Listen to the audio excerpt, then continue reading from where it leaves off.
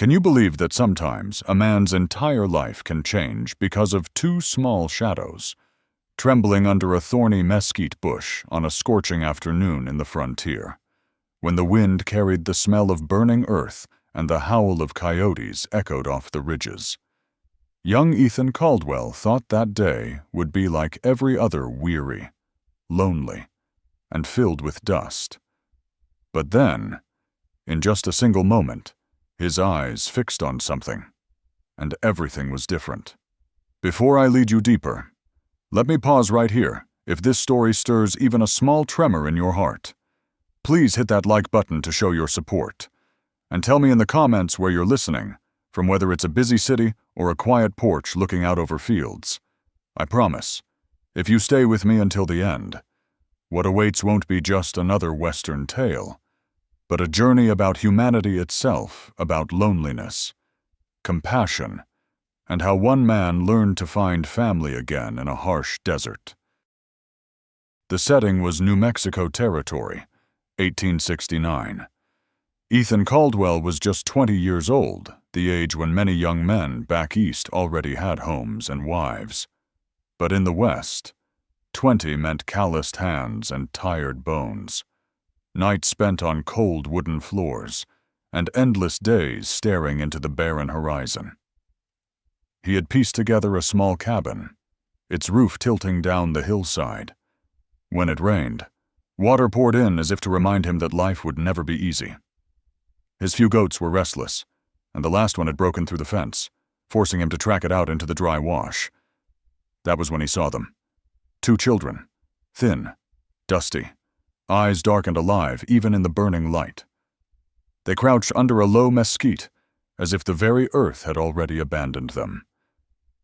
The older one, maybe 9, sat stiff with defiance, her gaze sharp, both fearful and stubborn. The younger, perhaps 7, pressed her lips tight to hide the trembling, her arms locked around her knees. Ethan froze, heart pounding, his hand instinctively resting on the Colt at his hip. Life on the frontier taught a man never to hesitate. But in that instant, he knew they weren't a threat. They were just 2 forsaken souls in a land where death waited in every thorn, every dry gully, every empty sip of air. And in their eyes, he saw the unspoken question: will you walk away, or will you reach out? Ethan had carried loneliness for years since disease stole his family, since the road west stripped away everything else.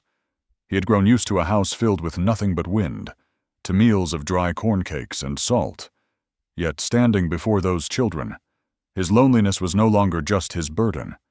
It turned into a sharp ache, a call to do what was right, even if it meant trouble later. He pulled the worn canvas sack from his shoulder, laid it on a flat stone. Kneeling so he wouldn't tower over them, he brought out what little he had left: 2 cold corn cakes, a bit of salt pork, and half a tin cup of water, enough only to keep him alive another day. But Ethan placed it all down, then stepped back, slowly, waiting. The older girl didn't move. Her body was tight as a bowstring, her eyes locked on him. At last, she tugged her sister's hand, and together they edged forward. Their thin fingers shook as they grasped the cup. They ate quickly, desperately, yet with care, as if afraid the food might vanish. Ethan stayed still, silent, his only gesture a small tip of the hat before he turned and walked away. The next morning, he returned with beans and water. This time he found a rough mark scratched into the dirt, a circle with a line through it. He didn't know its meaning, but something in his chest warmed. Perhaps it was an answer we received. Day after day, Ethan left more: a crust of bread, a strip of jerky, even a single apple he had meant to keep for himself. Each time he placed it and stepped back, giving them space. And each time, the fear in their eyes softened a little more. The younger girl even smiled once, quick, fleeting before ducking behind her sister. in a land where most men chose indifference to survive. Ethan chose mercy. He never learned their names, never knew where fate would carry them. But in those days, in the heart of a lonely young rancher, he found meaning that sometimes a meal, a drink of water, could bridge the gulf between two worlds. And when the girls finally vanished, leaving only a strip of deerskin threaded with blue beads, Ethan knew his life now bore an imprint that could never be erased. Some mornings, the frontier man would wake to the sound of wind howling through the canyon, and his heart felt strangely hollow. But on that morning, the emptiness wasn't the old familiar weight of solitude. It was a new, sharp cut, because the two small figures who had once crouched beneath the mesquite bush were gone. He returned to the spot where he always left food, eyes scanning every mark on the ground. Tiny footprints blurred in the sand, then vanished toward the distant hills. No children waiting, no cautious eyes watching. Only one thing remained: a strip of deerskin, threaded with small blue beads. It lay on the rock where he had set down cold corn cakes before. Simple, fragile, yet enough to make his chest tighten. Ethan bent down, picked it up, turned it over in his calloused palm. The beads caught the noonday sun, reminding him of that fleeting smile the younger girl had once let slip before ducking behind her sister's shoulder. For an instant, he thought he heard again the desperate chewing, the trembling breath, the eyes full of wariness. And now, all of it was only memory. He sat in the dirt, clutching the strip, his mind tangled with what-ifs. Had they found their people, or had a patrol stumbled across them, dragging them away as he had once heard children taken to far-off camps? Never to return, or worse, had the desert itself claimed them. The last thought twisted his stomach until he couldn't swallow the dry meat in his bag. He carried the deerskin home, placed it carefully in an empty tin tobacco box he kept on the shelf beside his bed. It became the only proof that someone, once, had needed him, that his quiet mercy had been received. Each night, as the lamp cast long shadows across the cabin's rough boards, he opened the box, stared at the beaded strip, then closed the lid softly, as though afraid to disturb a fragile memory. But the memory needed no stirring. It lived on its own. There were nights when the wind shrieked through the cracks, and Ethan swore he heard small footsteps on the porch, the light knock of tiny hands on the door. He would rise, pull it open, and find nothing but blackness and the cry of coyotes. Days bled into years, and the frontier stayed as harsh as ever. Ethan split wood, herded his meager goats, patched the sagging roof. Yet in each daily task, a void gnawed at him. The worry never left had he done enough for them. Could a crust of bread, a cup of water truly save them? Or had it only delayed the inevitable? The question clung to him, offering no answer. At 20, Ethan was no stranger to lost disease had stolen his family. War had taken his friends. But this emptiness was different. It wasn't just losing something that had been his. It was losing a fragile hope that had barely sparked to life in his hollow heart. In the figures of those two children, he had glimpsed, however faintly, the shadow of a home he had never known. And when they vanished, that spark was snuffed out, leaving the cabin colder than before. Yet strangely, the wound hardened him. Guarding that strip of beads became a ritual, almost sacred. Each time he looked at it, he remembered there had been a moment when he chose mercy over indifference. That in a desert of dust and blood, he had still been human. And if the girls still lived, maybe they, too, would remember the stranger who had left food in silence. Season after season, his shoulders broadened, his hair grew longer, his hands roughened, but the little tin box remained on the shelf. Any rare traveler who passed by his cabin saw only a plain shack, a handful of goats, a taciturn man. Only Ethan knew that inside that box lay a secret, proof that he had not been entirely invisible, And so, through long, lonely years, worry and hollowness seeped into his very blood. They were fear of what might have happened, questions that never found an answer. But they were also the invisible cord, tying him to the world outside, preserving a fragment of humanity the desert could not steal away. Ethan Caldwell, the young loner of New Mexico, lived on like that by day, battling wind and dust, by night staring at the strip of blue beads, whispering a prayer no one else could hear. He did not know if he would ever see them again.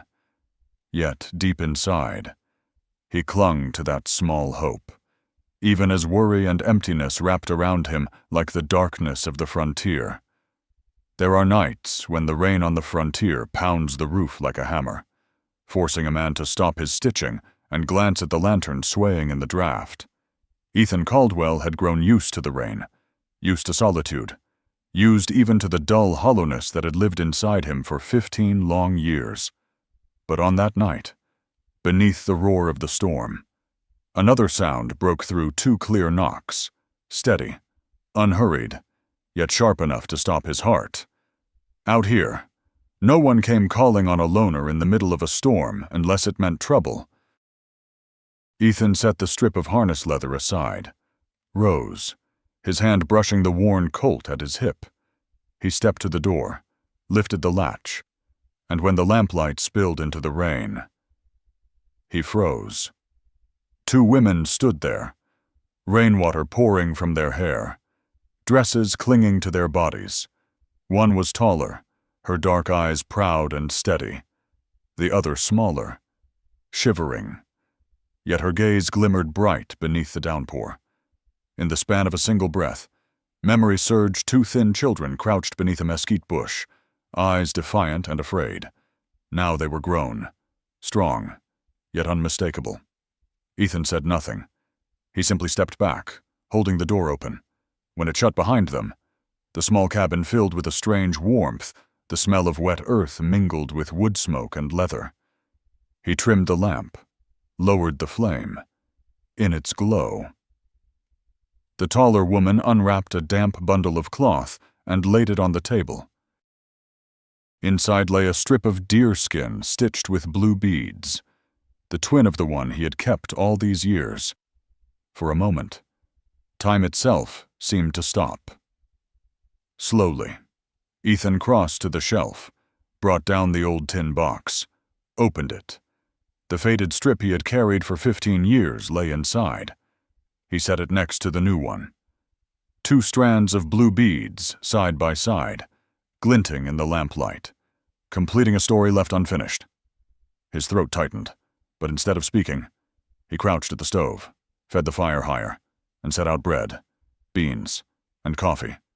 For years he had imagined this moment, but never believed it would come. And now, with the 2 of them before him, soaked, cold, but alive, his chest filled with astonishment and a joy he barely understood. They ate quickly, the way hunger once taught them, though now they tried to mask it. The younger, Iona, lowered her eyes, borrowed one of his shirts to replace her torn dress. When she returned, hair damp around her shoulders, she carried the shy but steady look of gratitude. The older, Nayeli, sat close to the fire, her gaze fixed on Ethan as if confirming that he was truly the man from long ago who had chosen mercy. That night, Ethan did not take his bed. He spread a blanket on the floor near the stove and let them have the cot. But the silence was no longer empty. The sound of 3 people breathing under one roof softened the cabin's edges, and when Nayeli reached down, tugged the blanket over his shoulder, her hand lingered on his arm just long enough to burn away 15 years of cold solitude. By morning, the rain still dripped from the eaves, but inside the cabin, something had changed. Iona folded blankets neatly, as though repaying a borrowed kindness. Nayeli stirred the fire, brewed coffee for the day.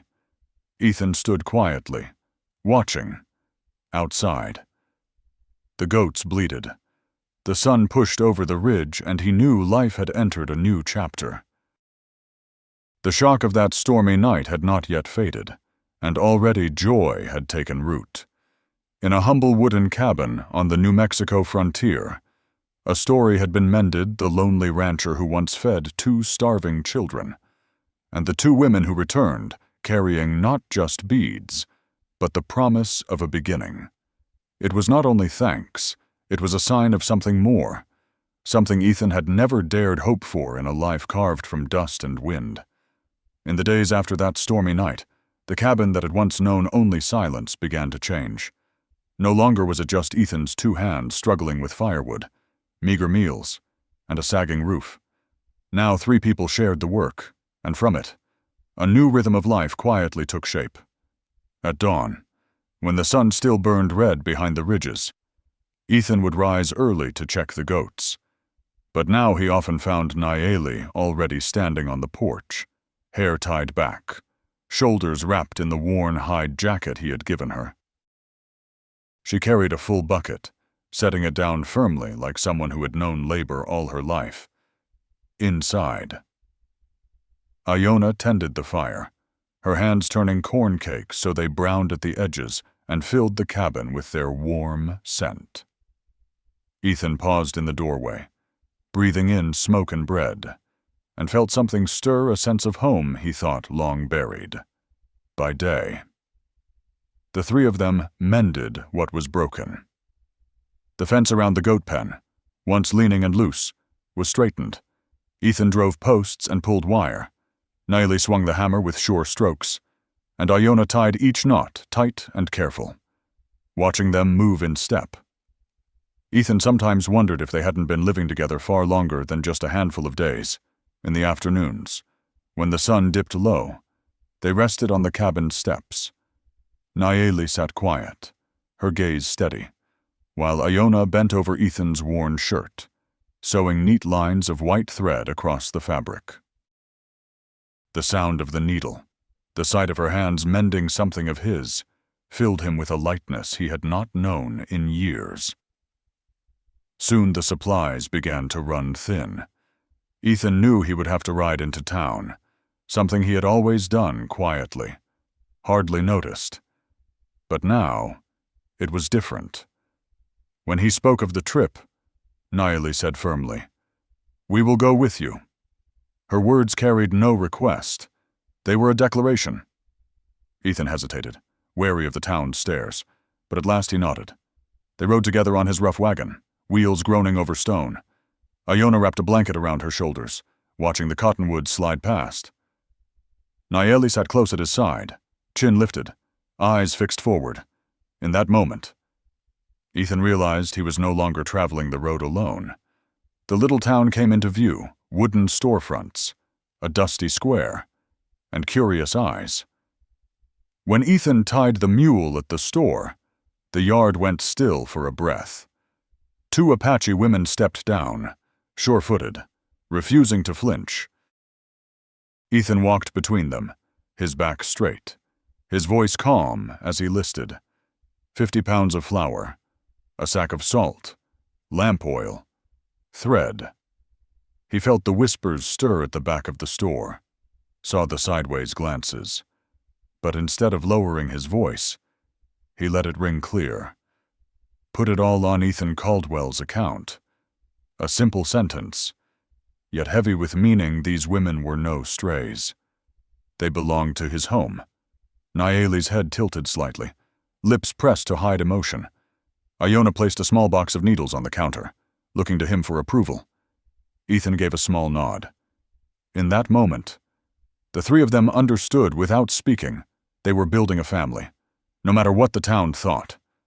On the way back, the wagon creaked and dust rose behind them, but the silence felt easy. Ethan caught Nayeli's eyes once or twice, saw trust there he could not name. Iona sat in the bed of the wagon, hugging the sack of flour as though it were treasure, a quiet smile breaking across her face for the first time since the night of the storm. Back at the cabin, they unloaded together, flour, salt, and oil stacked neatly in the corner. Iona poured coffee, Nayeli stoked the fire, and Ethan sat watching. The room seemed fuller, more alive than ever before. What had once been a lonely man's shelter now felt like a place breathing with laughter, with hands that cared, with eyes that belonged. That night, as fire crackled in the stove and the scent of coffee hung in the air, Ethan looked across the table at the two women. What rose in him was not the shock of their return, but something warmer, binding, a closeness, a bond. And in the quiet, he knew without doubt Nayeli and Iona were no longer passing shadows. They were part of his home now. That afternoon, dry wind from the ridge carried the smell of dust across the yard. Ethan was stacking wood, Nayeli sweeping the porch, and Iona washing tin plates at the creek behind the cabin. For a moment, life felt almost peaceful, so much so that Ethan nearly forgot the whispers that still circled in town. Then, in the fading light, came the sound of hooves pounding hard along the dirt road. From a distance, 4 riders emerged through the haze of dust. Leading them was Harlan Briggs, the deputy Ethan had seen more than once in town, a heavy man with narrow eyes that always seemed suspicious of the world. The others were hard-faced cowhands, hands close to their holsters, eyes fixed on the cabin. Ethan straightened at the fence, sweat sliding cold down his neck, his heart hammered, but when he spoke, his voice was calm. "What brings you out here this evening?" The horses slowed, snorting. Briggs leaned forward in his saddle, the muzzle of his mount nearly touching the fence.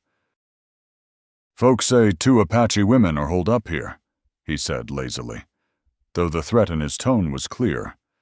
"There was a raid near the ridge. Some stock went missing. People think they might know something." The cabin door creaked open. Nayeli stepped out, her chin high, expression unreadable. Behind her, Iona froze in the shadows, clutching a damp cloth in her hand. Ethan tilted his head slightly, signaling them to stay put. He turned back to Briggs, his eyes hard. "This is my land. This is their home. If you're looking for raiders, look elsewhere." One of the riders smirked, tapping his fingers on the butt of his pistol. Briggs squinted, measuring Ethan as though weighing his resolve. The air was brittle with silence, the goats bleating faintly in the distance, the fence creaking in the dry wind. Ethan felt the moment balanced on a knife's edge. One wrong move, and steel would clear leather. At last, Briggs gave a short, dry laugh, leaning back in the saddle. "If you're that sure, fine. But remember, we'll be back, and maybe with more questions next time." His gaze slid towards Nayeli, then Iona, heavy with implication. Ethan's jaw tightened, but he gave nothing away. His answer was low, steady. "They're here, and they're not leaving." The silence dragged. Horses stamped and snorted, restless. Finally, Briggs jerked his chin, and the riders turned away, hooves thudding as they disappeared down the road, leaving only a trail of gray dust hanging in the twilight. Ethan stood there a moment longer, shoulders still taut. When the dust settled, he exhaled, realizing his hands were trembling. He turned back to find Nayeli at his side, eyes fierce though her voice was calm. "They'll come again." Ethan nodded, his gaze on the empty road. "Maybe.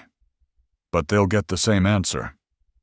Iona stepped out of the doorway, the damp cloth still in her hand, fingers trembling. Ethan laid a hand gently on her shoulder, a wordless reassurance. That night the cabin was quiet. The fire burned steady, but its warmth felt thin.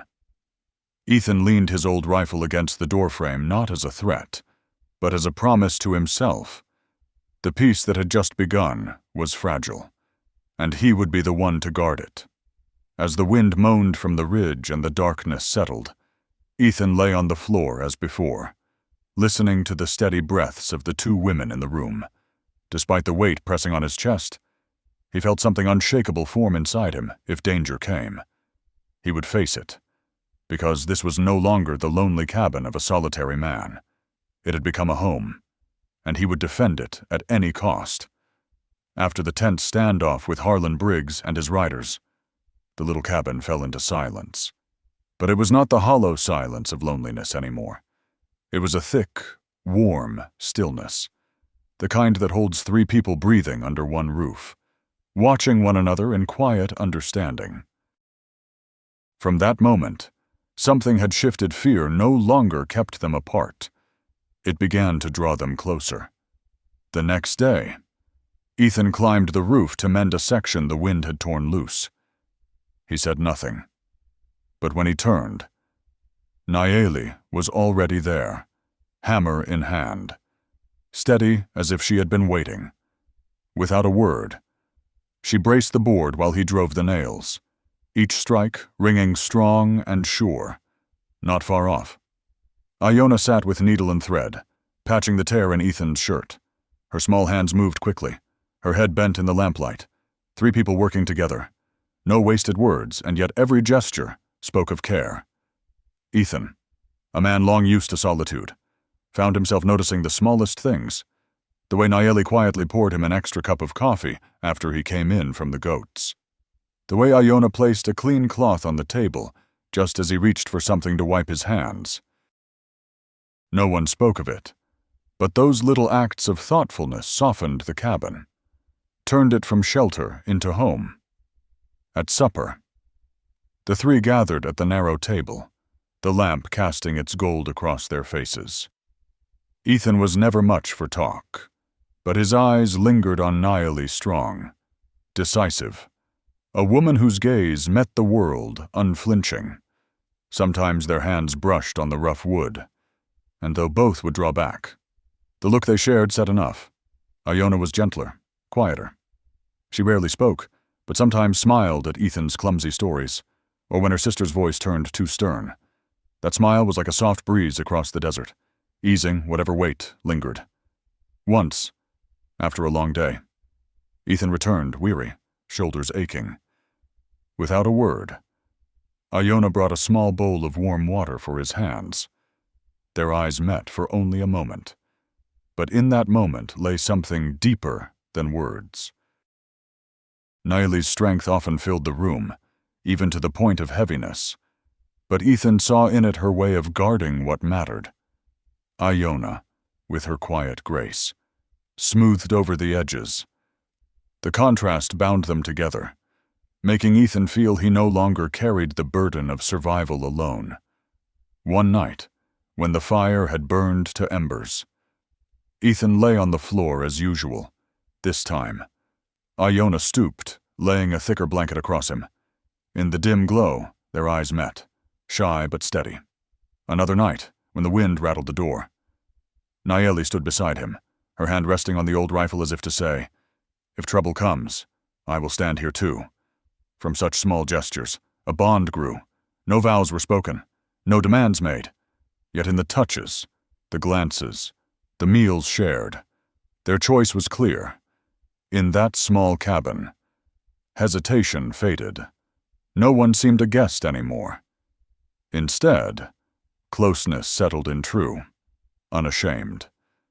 Ethan no longer felt like an outcast on the frontier. Nayeli no longer kept her eyes sharp with constant suspicion. Iona no longer trembled behind her sister's shoulder. Through strength, through gentleness, through patience, the three of them had turned a lonely man's cabin into a home. And when Ethan sat there at night, listening to the wind at the door and watching the two women near the fire, he knew the truth they were no longer passing through. They had chosen to stay, and together they would share whatever lay ahead without fear, without shame. That afternoon, gray clouds gathered over the ridge, dimming the light as if warning of trouble ahead. Ethan was driving posts to shore up the fence when the sound of hooves came again, slow this time, heavy, deliberate. He lifted his head and saw 4 riders approaching. At their front was Deputy Harlan Briggs, and beside him rode a stranger, a well-dressed merchant draped in a long coat, boots polished, mustache neatly trimmed. His name was Silas Dorn, a man who carried the town's laws and prejudices with him wherever he went. Ethan stepped out to the gate, shoulders squared, his eyes calm but unyielding. Briggs tilted his chin, voice dry. "We're back because the matter isn't finished. That raid near the ridge still has folks uneasy, and they don't take kindly to 2 Apache women being hidden out here." Silas Dorn swung down from his horse, his voice smooth as oil, but cold. "Mr. Caldwell, no man can keep 2 Indian women outside the reach of law. Do you have any papers proving who they are?" Ethan clenched his fists but kept his tone steady. "If you've got papers saying they're wanted, show them. If not, this is my land, this is their home, and I won't open this gate to accusations made out of dust and wind." The air thickened. Briggs scowled. Dorn's eyes narrowed, and the riders behind them shifted, hands drifting near their pistols. But Ethan stood firm in the gateway, rooted like an old tree in the soil.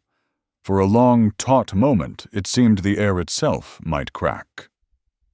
Then Dorn stepped back, a thin smile cutting across his face. "Very well, but you're making trouble for yourself."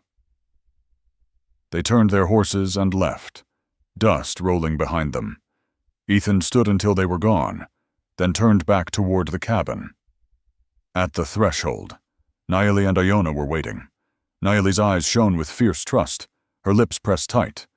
Iona stepped forward, her hand resting lightly on Ethan's arm, a gesture soft but certain, as if to say, "We will not leave, and you will not stand alone." From that day, they no longer thought only of fending off the world outside. They began to shape the cabin into something lasting. Ethan cut fresh logs and built another bed along the wall so no one would sleep on the floor again. Each stroke of his hammer rang out like a vow this was not a shelter of chance, but a true home. Nayeli stitched curtains from old flour sacks, hanging them near the washstand to carve out a bit of privacy. Iona scrubbed and arranged the kitchen, hanging tools neatly, making order where there had been none. But the greatest change came from Ethan's hands. One afternoon he dragged out the best planks he had saved, laid them across saw-horses, and began to plane them smooth. Nayeli and Iona brushed sawdust from the boards as he worked. Day by day, the pieces took shape, until at last a sturdy table stood ready, its surface glowing in the lamplight. He set it square in the center of the cabin. It was more than wood, it was the heart of a household. That first night around the new table, Ethan brought out the old tobacco tin. He opened it and laid the faded strip of deerskin beside the newer beads Nayeli had carried back. The 3 of them stared at the 2 pieces side by side. No words were needed. In the meeting of those beads, in the brush of hands across the tabletop, the truth was clear. This was no longer chance or debt. This was choice. This was family. Outside, the wind still howled through the canyons. Inside, firelight flickered against the rough-hewn walls, throwing the shadows of 3 people bound together. Ethan knew the danger still lingered, but he also knew something deeper, whatever came. They would face it side by side. The resolve was written not in promises, but in the calluses on their hands. The hammer blows, the lines of stitching, the weight of a table built to last. A real home had been made here, and no one could take it from them. That morning, the sky was uncommonly clear. Sunlight spilled down the dirt road leading toward town. Ethan wore the shirt Nayeli had carefully mended, his long hair tied back. Beside him, Nayeli walked tall, her gaze steady and proud. Iona, gentler, lifted the hem of her dress to keep it from the dust, her eyes bright beneath a simple scarf. They were no longer strangers bound by chance. They moved as one like a family. The little New Mexico town, so accustomed to gossip, fell quiet for a moment when the 3 of them appeared together. A blacksmith paused mid-sentence. The shopkeeper's wife pulled aside the curtain to stare. Rumors about the cowboy living with 2 Apache women had already spread, but now seeing them stride side by side. No one dared step forward to stop them. Some looks were curious, some carried prejudice, but there were others quiet, almost respectful, as though recognizing their resolve. Ethan walked straight into the store. His voice was calm, measured a sack of flour, salt, lamp oil, and seed. Nayeli selected cloth for curtains. Iona picked a small tin of needles and a jar of sugar. When it all lay on the counter, Ethan said slowly, "Firmly put it all on my account." Ethan Caldwell. The words struck like a carving in stone. They rang through the stillness as a declaration, "This is our home. This is my family." The clerk only nodded, unwilling to argue. When they left, the three climbed onto the wagon. Dust rose behind them, but the silence felt easy. Ethan glanced at Nayeli and caught the light of relief in her eyes. Iona clutched the bag of seed as though it were a treasure, hope glowing in her face. They spoke little, but every smile, every brush of the hand carried meaning enough. Back at the cabin, work awaited. Together they built a small fence around the patch of ground by the porch. Ethan dug holes, sweat dark on his back. Nayeli swung the hoe with steady arms, earth breaking under each stroke. Iona knelt to tuck seeds into the soil, covering them gently, as though protecting new life.